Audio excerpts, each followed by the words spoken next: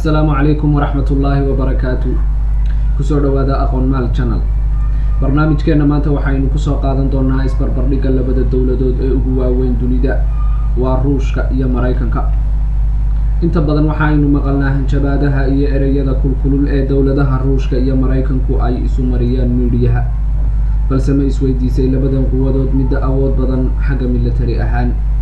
waxaanu idin soo gudbin doonaa macluumaad iyo xogo ku saabsan arrintan kadibna idinka ayaa go'aamin doona midda awooda badan. miisaaniyad sanadeeda ku baxda ciidanka dalka Ruushka ayaa ah 47 bilyan oo dollar, taasoo boqolkiiba 4 ka ah dakhli sanadeedka dowladda Ruushka. halka miisaaniyad sanadeedka dowladda Mareykanka ku baxda ciidankeedu uu yahay 664 bilyan, kaasoo ka noqonaya dakhliga guud 2.5.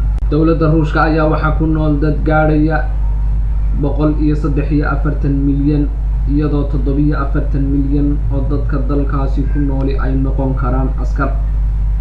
tirada ciidanka jiida fadhiya ee dalka Ruushka ayaa lagu qiyaasaa 766 kun oo askari, kuwaasoo u diyaara qaadista dagaalweyne adduun marka la amro.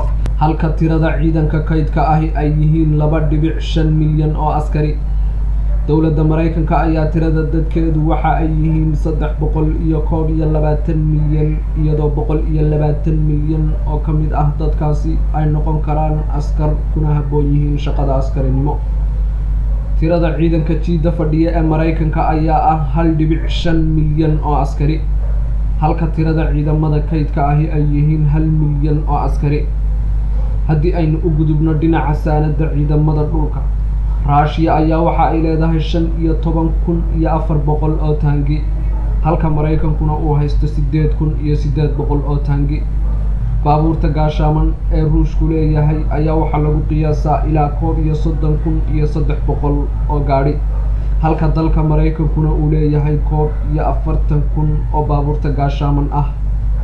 madaafiicda sida otomaatiga ah u dhaca ayaa Ruushku waxa uu haystaa ilaa 6,000 oo madfac, Mareykankuna ilaa 2,000 oo madfac oo si otomaatiga ah isu rida. madaafiicda artilleriga ah ayay ciidamada Ruushku waxa ay haystaan ilaa 5,000 oo madfac, halka dhigooda Mareykankuna uu haysto 1,500 oo madfac.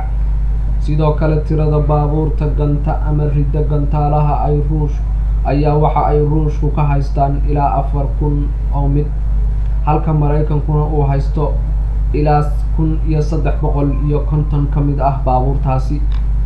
haddaynu eegno dhinaca ciidanka cirka, waxaaynu ognahay in Mareykanku aad ugaga horeeyo Ruushka, halkaasoo Mareykanku haysto 13,444 diyaaradood, kuwaasoo isugu jira noocyada difaaca, weerarka iyo daadguraynta ciidamada, iyada oo Ruushkuna uu haysto 3,547 diyaaradood oo qura. haddaynu haddaba eegno dhinaca ciidamada badda, Mareykanka ayaa waxa uu haystaa 186 markab, kuwaasoo isugu jira maraakiibta weerarka, kuwa xambaara diyaaradaha gujisyada iyo kuwa qaada ciidamada.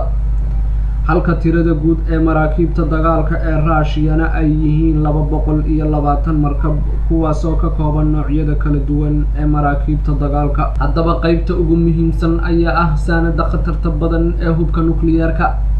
Mareykanka ayaa waxa uu haystaa 8,000 oo ah madaxyada nukliyeerka, 5,000 oo ka mid ahina waxa ay diyaar u yihiin in la gano waqti kasta. dhinaca kale, dowladda Ruushka ayaa haysata 11,000 oo ah madaxyada nukliyeerka, 2,000 oo ka mid ah waxa ay diyaar u yihiin in la gano. dhammaan hubka aynu kor ku soo xusnay waxa ay u baahan yihiin shidaal ay ku shaqeeyaan, haddaanu shidaal jirinna kama duwana daasadaha bannaanka yaalla. Ruushka ayaa maalintii waxa ay soo saartaa 10 milyan oo foosto oo shidaal ah, waxayna isticmaalaan 3 milyan oo ka mid ah. kaydka shidaalka ku duugan Ruushka ayaa ah 80 bilyan oo foosto.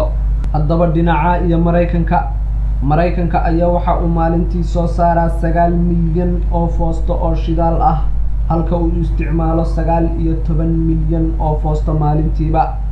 10 milyan ee dheeraadka ah waxa uu ka soo dhoofsadaa dowladaha Khaliijka, kaydka shidaalka ee ku duugan Maraykanka ayaa lagu qiyaasaa inuu gaadhayo 37 bilyan oo foosto.